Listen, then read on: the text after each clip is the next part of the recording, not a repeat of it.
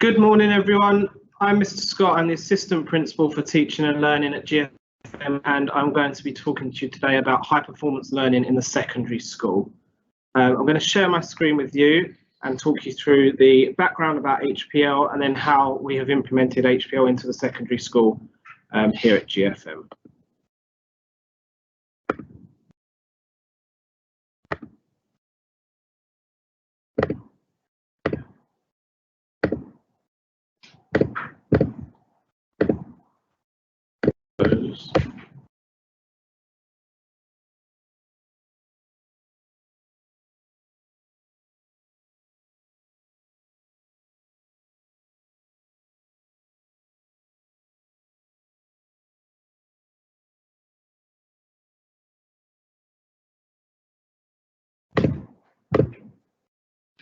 Okay, so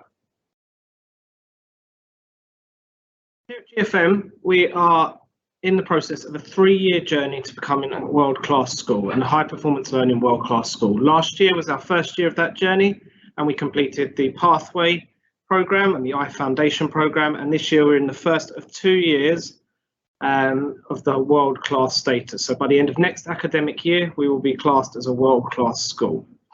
High performance learning is a philosophy that's been built on 30 years of research, and it is built upon the idea that all students should be performing highly no matter their starting point. So wherever a student comes from, whatever their ability is, they can be the highest achievers and achieve any levels of work.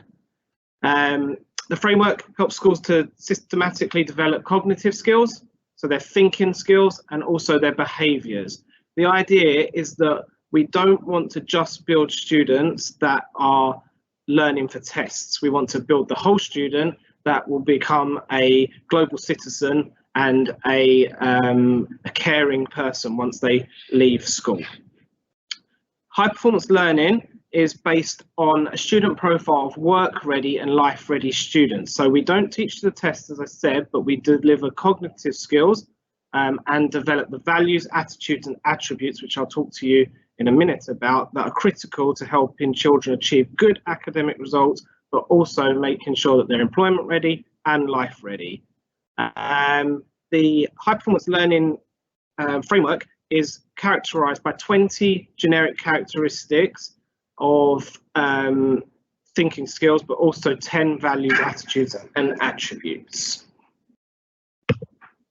The behaviours, which are also known as the values, attitudes and attributes, are split into 3 categories that are empathetic skills, agile skills and also hardworking skills.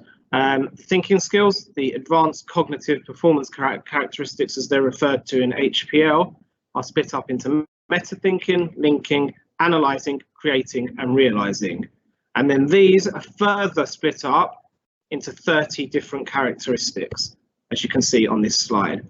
So for example, hardworking is split up into practice, perseverance and resilience, whereas meta-thinking is split up into metacognition, self-regulation, strategy planning and intellectual confidence.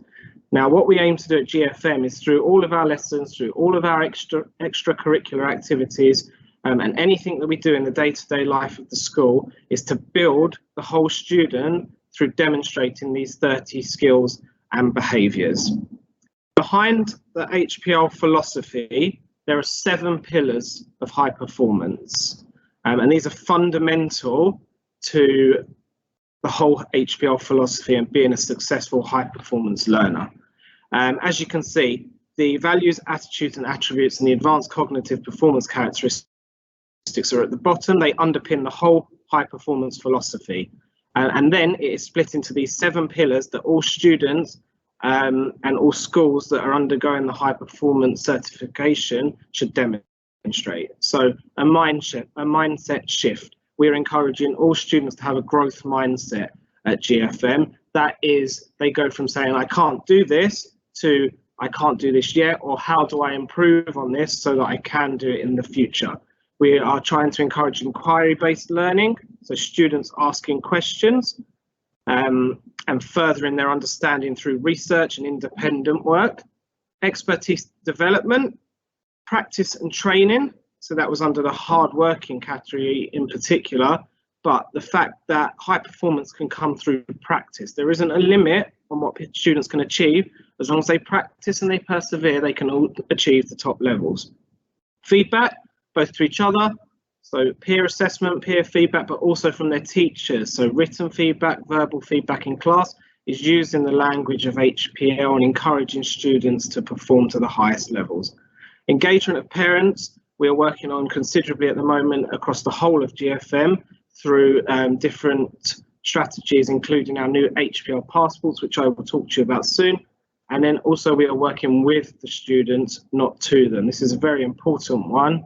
We want to work together, all parts of the community, teachers, students, parents, to ensure that we are giving them the best possible opportunities to achieve those high levels. If we all follow these 7 pillars and demonstrate the values, attitudes and attributes, and also the advanced cognitive performance characteristics, then we will be putting our students in the best position possible to become global citizens, advanced performers and enterprising learners.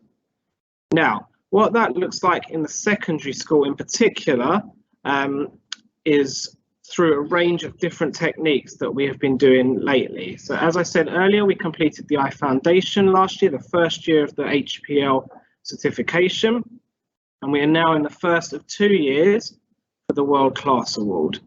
Across the whole of the secondary school, HPL is planned into every lesson and every extracurricular activity that our students do. So before your students even enter the lesson, all of the planning that underpins that lesson has got HPL characteristics intertwined throughout it. We are using the language of HPL in our marking and feedback, both written and verbal. So if you look at your children's books when they get home, you will see different logos from HPL, which you can see on this slide now, but you will also see the language of HPL being used in their books. So how can you persevere, or how can you practice to do whatever the next step is? Social media is a big push at the moment in secondary school. You will see on our Facebook, Instagram and Twitter lots of high performance learning posts through our social media tip of the week, through our passport celebration posts, and then the visuals around the school. So when you come into reception at the school, you'll see a huge high performance learning mural at the moment, but our displays in all the classrooms and all around the school have got high performance learning ingrained into them. And then, as I said, the passports have been introduced before the winter break, and I'll talk about them in a bit. Just to show you some examples of marking and feedback, what your children's books might look like using the HPL language. You can see on the left-hand picture here, we've got an English book, and you'll see the high performance learning logo for creating in there. So students will recognize these logos and they will see them throughout their books and know that they've been demonstrating one of the ACPs or VAAs. The comments are also using the language of HPL. So you have created original work. Try to link and make connections. These are all terminology from the high performance learning framework. And in the middle, we've got another book where you can see that HPL link of empathy has been highlighted. And then on the right, we've got a maths book, which has also got a logo for inquiring there, agile inquiring, and the language again in the feedback uses the language of high performance learning. Our students are also feeding back using the language of HPL. So this is a computing example, and this is the instructions on the left. And on the right, you can see how the students have used their knowledge of the HPL skills to feed back and self-assess their own work. So as we brainstormed our ideas, we incorporated specific HPL values such as being collaborative, agile and hardworking. And then they've gone on to describe how they've demonstrated that. All of our students are encouraged throughout their lessons to use the language of HPL and to feed back to each other and themselves using that language so that they know what the next steps are to reach those top levels.